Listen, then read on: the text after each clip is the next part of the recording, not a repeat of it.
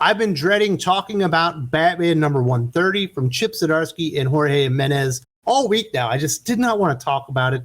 I have loved this comic book since Chip Zdarsky took over as a primary writer. I've really enjoyed this Failsafe arc, although it is playing with several tropes that have been played with relatively recently when it comes to Batman. Not exactly new ground, but I felt like Failsafe was compelling, tying into some older Batman stories and really making a cool story. The villain felt like he was a big-time threat, defeating the Titans, defeating the Batman family, defeating the Justice League, defeating Batman, Superman, defeating everybody. Chip Zdarsky was going to have to do something really amazing, just spectacular, to get himself out of the predicament that he wrote himself into leading up to this moment, and he was not able to do it.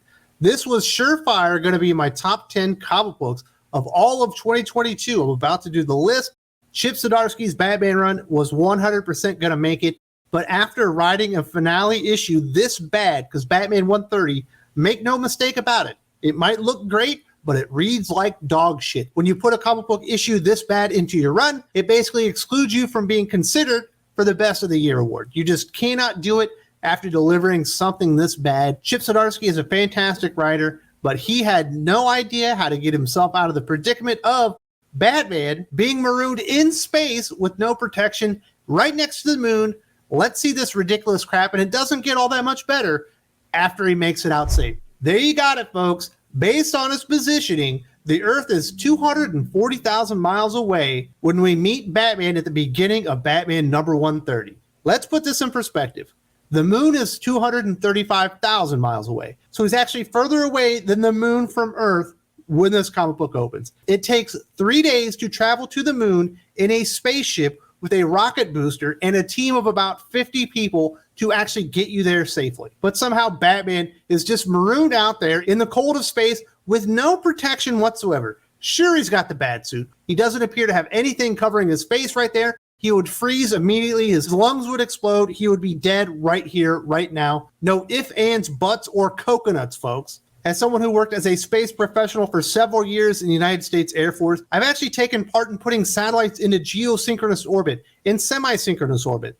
Those are 11,000 miles away and 23,500 miles away from Earth. And I can tell you right now, it takes hours upon hours with a rocket booster just to get you there. But Chip Zdarsky takes Bat God to another level and makes it so ridiculous, you can't even enjoy the absurdity here because it's so damn stupid. He finds the Batwing, which obviously Failsafe destroyed, and he finds a canister of oxygen, and Batman decides that canister of oxygen is going to be good for 12 hours for his safe travel back to Earth. The problem is he's right next to the goddamn moon. He's actually out further than the moon, and that is a full 3 days travel with a goddamn rocket strapped to your ass. Even if he survived to this point, he's already dead. But look at his face. Now he's got a covering. It's an oxygen mask, and that thing is supposed to protect Batman in space. And somehow there's an unused booster on the Batwing that he discovers that for some reason is the shape of a rectangle, which makes no sense physics-wise, but whatever. And he rides it all the way to Earth for 11 and a half hours. He actually makes it near Earth. He's about to re-enter, does an on-orbit maneuver with this rocket booster. With just a button, it only goes one way, which seems pretty impossible from everything I know about working in space, which I did for several years when I was in the Air Force. And then he actually survives the re-entry from space into Earth, and then uses his cape to decelerate as he's coming into Earth. Let's just forget about the fact that that little piece of plastic that was on his face would have melted to his mouth immediately, and he wouldn't be able to breathe right now. And even if he could, he'd be scarred for life and be in considerable amount of pain. If he actually found the correct re-entry angle, because if he comes in at the wrong angle, he's going to deflect and go out into space, or he's going to burn up during re-entry, which I believe with everything that I know, that a human being, even with a bat suit on, would burn up no matter what. I don't think there's actually a correct re-entry angle, but along the way, somehow,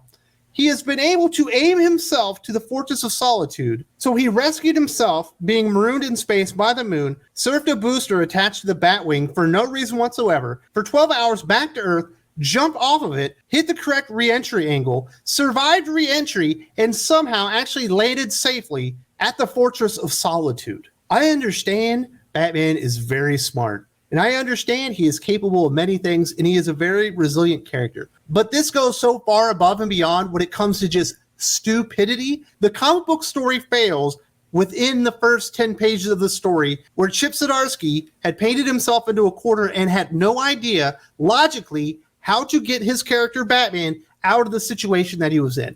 Basically, he died about 95 times during the scenario. It's just that Chip Zdarsky didn't want to admit that Batman actually died during the story, and somehow he glided back to the Fortress of Solitude to find Tim Drake Robin and Superman newly healed from his previous altercation with Failsafe and ready to go another round. And you think at this point, because they have time to plan and everything, that Batman and Superman and Robin are going to go out there and they're going to fight Failsafe. They're going to learn from all the mistakes that they've made and the fact that he died like 150 times already and finally defeat the enemy. That is not what they do. Superman decides that he's going to go out and fight Failsafe one-on-one, which has not worked out very well for him. Well, guess what? During the second encounter, Failsafe destroys him again, almost murders Superman again, but lets him know that he's a good friend after he destroys it. At this point, Batman and Robin decide that they are actually invulnerable together, that they are unbeatable, that working with Superman was not necessary, that the two should now finally team up and they will fight Failsafe. Now, what has happened along the way, somehow Batman has created a hole, a tiny hole in Failsafe's back, and he's going to use this to place some nanotechnology into the robot and do something. This is where we find out what they're going to do, because they have no plans on winning, but they need to make the robot safer and maybe a little bit more compassionate. That's what he does. He puts a little thumb drive in him, which apparently has nanite technology, to create compassion within the robot's AI. Hopefully, when we have a more compassionate Failsafe, he will realize he doesn't need to kill Batman, even though that's his primary function, is to murder Batman. He's not trying to kill anyone else, only the Batman character, and it turns out the compassion was just not what it needed to be. It did not work. Failsafe brings out a gun, and I believe this is actually a fourth world weapon. This is something associated with Darkseid. Batman tells Tim to step to the side, that he's going to take one for the team and finally get murdered by Failsafe and accept his fate. Failsafe breaks out the gun, and he murders Batman right in front of Tim Drake. What's the problem here, folks? Oh, I don't know. We just had Batman die about 5 months ago. We just had him return within the pages of Dark Crisis on Infinite Earths or whatever. Where was Batman stuck the whole time? In a fake multiverse. Where did Failsafe send Batman? Because we see on the last page that he's not actually dead. He sent him apparently to another multiverse. I understand there are limited things that you can do with the Batman character that perhaps, maybe at this point, everything has been done. But using the exact same plot elements of the big event that is going on concurrently within DC Comics, it's getting a little bit old. We saw Failsafe take over Gotham. We've literally seen that 3 times within the last 2 or 3 years. And now we're seeing the exact same events happen just to Batman this time. Obviously, it's not the whole Justice League that we just saw within the last several months of DC Comics. Chip Zdarsky is a better writer than this.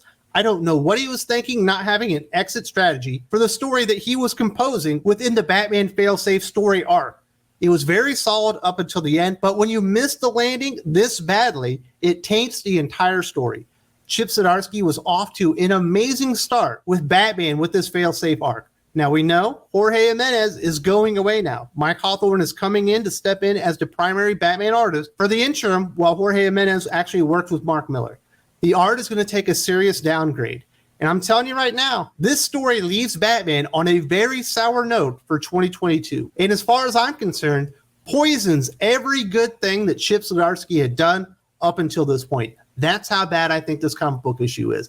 I definitely want to hear from you guys. What did you think? Were you able to leave every bit of common sense that you had out the door and actually enjoy this story? Because I just couldn't. I can suspend a lot of disbelief, but this story went so far afield, it's not even funny. I definitely want to hear from you guys. This was so disappointing. I can't believe Chip Zdarsky dropped the ball like this, but I can certainly believe DC Comics editorial staff dropped the ball on this, not pointing out to Chip, hey, maybe let's not go this far with the story. If we go that far, we have to have an exit strategy so the character doesn't need to die for the logical conclusion of the story. And when I say die, I'm talking about everything in space. The stuff with Failsafe at the end and shooting Batman and him going to another multiverse, whatever. That stuff's comic book stuff. But that escape by Batman was so bad. Like, it's unforgivable. But DC Comics editorial staff have been doing tons of unforgivable stuff with Batman as of late. I call it editorial malpractice on the part of DC Comics, ruining their big cash cow in as many ways as they possibly can through their own incompetence. If you can't see the video here, there's also a link in the video description.